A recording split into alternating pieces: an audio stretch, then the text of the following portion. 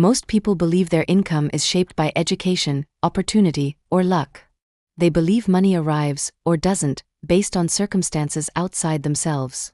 But the book, Think and Grow Rich, reveals that long before your first paycheck, long before your first job title, long before you learned what a credit score was or what investing meant, something else happened quietly inside you. A number was set. An invisible number. A number that decided how much money would feel normal, how much would feel safe, and how much would feel like too much. You didn't choose this number consciously.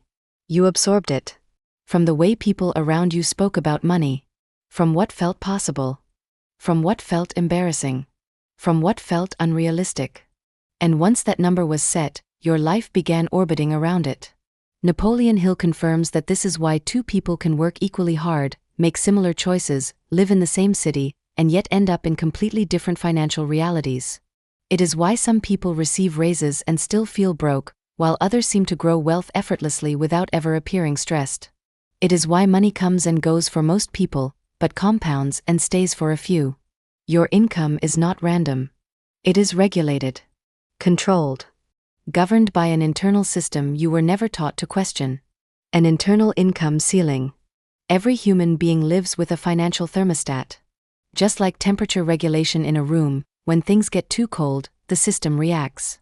When things get too hot, it reacts again. Earn less than your comfort zone, and anxiety kicks in. You hustle harder. You push. You scramble. You do whatever it takes to return to familiar ground. Earn more than your comfort zone, and something far more subtle happens. You relax too early. You spend more than planned. You delay investing. You make emotional decisions. You unconsciously sabotage the excess until your income settles back into the range that feels familiar. Not because you lack discipline, but because unfamiliar wealth feels unsafe to a mind trained in scarcity. This is why most people never actually grow rich. They fluctuate. They oscillate. They experience brief financial highs followed by confusing setbacks. They call it bad timing, bad luck, market conditions. But beneath all of it is the same quiet force pulling them back into alignment with their identity. The mind always seeks consistency, not growth. Consistency. From childhood, you were taught what kind of life someone like you is allowed to live. Maybe it was spoken directly. Maybe it was implied. Maybe it came wrapped in jokes, warnings, or practical advice. Don't dream too big. Be realistic. Money doesn't grow on trees. Rich people are different. People like us don't do that. These ideas didn't sound dangerous. They sounded sensible, responsible, mature. But over time, they became rules. And rules became limits. The most dangerous thing about these limits is that you stop noticing them. You don't think, I'm limiting myself. You think, this is just how life works. You stop questioning why your income never crosses a certain line. You stop questioning why wealth feels distant, abstract, reserved for others. You stop questioning because the mind prefers comfort over truth. And nothing is more comfortable than familiarity, even if familiarity keeps you stuck. The book that promised riches was never really about money. It was about this moment. The moment you realize that your financial life is not a reflection of your potential, but of your permission. Most people want more money. Very few give themselves permission to have it. Wanting is safe. Wanting keeps you dreaming. Permission is dangerous. Permission demands change. Permission demands that you outgrow old identities, old conversations, old emotional patterns. Permission threatens the version of you that learned how to survive. Because here is the truth no one likes to admit, for many people, struggling financially became part of their identity. It made them relatable. It made them humble. It made them belong. Wealth threatens that belonging. Wealth changes how people see you, and how you see yourself. It introduces visibility, responsibility, and expectation. And for a subconscious mind trained in emotional safety, that feels risky. So instead of asking why money hasn't come, the real question becomes, what part of you would have to disappear if it did? This is why discipline alone never creates wealth. Hard work alone never breaks income ceilings. Millions of disciplined, hardworking people live paycheck to paycheck. Not because they are lazy or unintelligent, but because effort does not override identity. You cannot outperform the self-image you carry. You can only earn in alignment with it. Every financial decision you make is filtered through belief. How you negotiate your salary. How you price your time. How you invest or avoid investing. How you spend. How you save. How long you stay in situations that no longer serve you. These decisions feel logical in the moment, but they are emotional at the core. And emotions are shaped by belief. This is where repetition becomes destiny. Your mind is being programmed every day. By what you say about money. By what you joke about. By what you complain about. By what you expect. By what you tolerate. Every repeated thought is a vote. Every repeated phrase strengthens the wiring. I'm just not good with money. That's too risky for me. I'll do that later. I don't need that much. These statements sound harmless, but the subconscious mind does not analyze. It accepts. It records. It adjusts behavior accordingly. The mind does not respond to logic. It responds to familiarity. This is why most people repeat the same financial year again and again, with different details, but the same emotional outcome. Same stress. Same ceiling. Same patterns. And when opportunity finally appears, real opportunity, they hesitate.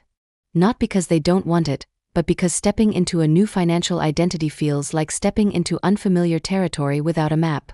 Fear rarely announces itself as fear. It disguises itself as practicality, as patience, as caution, as waiting for the right time. But the right time never comes for a mind that hasn't updated its limits. The mind will always find a reason to delay expansion until it feels normal. And for most people, it never does. The idea that changed everything for those who broke through was not about hustle. It was about decision. A deep, internal decision that said, this is no longer negotiable. Not someday. Not if conditions improve. Not if approval arrives. Now. A decision that moved wealth from desire into identity. When money becomes part of who you are becoming, not something you chase, your behavior changes without force. You think differently. You tolerate less. You plan longer. You invest earlier. You stop proving. You start building. This is when effort becomes efficient. This is when opportunities start aligning, not magically, but predictably. Because once your internal ceiling shifts, the world responds differently. Not because the world changed, but because you did. You speak differently. You move differently. You choose differently. And those differences compound. Most people believe wealth is built by doing more. In reality, it is built by deciding differently. Deciding what is normal for you. Deciding what you will no longer accept. Deciding how much time, energy, and focus you will trade for short-term comfort.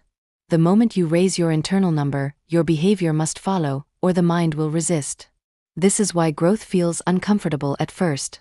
It is not because you are failing. It is because the old identity is fighting for survival. The mind wants to return to what it knows. To what it has rehearsed. To what it has survived before. This is the moment most people retreat. Not because success is hard, but because success demands the death of the familiar self. They retreat into spending. Into distractions. Into excuses. Into comfort narratives. They call it balance. They call it rest. They call it being realistic. But underneath it is the same force, the mind protecting its old boundaries. Those who grow wealthy do not eliminate fear. They move while fear is still present. They reprogram their internal dialogue. They repeat new expectations until they feel normal. They expose themselves to higher standards until the nervous system adjusts. They stop negotiating with old limits. They understand something simple and unsettling: your income will never permanently exceed the level at which you feel emotionally safe. So the real work is not in the bank account. It is in the identity. This is why money grows fastest when it is treated as a system, not an emotion. Systems don't argue. Systems don't hesitate. Systems compound quietly. When you shift from emotional reactions to intentional structure, wealth stops feeling dramatic and starts feeling inevitable. The tragedy is not that most people never become rich. The tragedy is that most people never realize they were the gatekeepers. They wait for permission from employers, markets, mentors, or circumstances, never realizing the final approval was internal all along. The moment you stop asking, "Is this possible for me?" and start stating, "This is who I am becoming," the ceiling begins to crack. Not overnight. Not magically. But permanently. Your financial life is not a mystery. It is a mirror. And the question is no longer how hard you are willing to work, but how much you are willing to allow. Because the number that controls your income is not written in your contract, your economy, or your bank balance. It is written in your mind. And it can be rewritten only when you stop negotiating with it. Like, share, and subscribe. We'll see you in the next video with a new book, new lessons.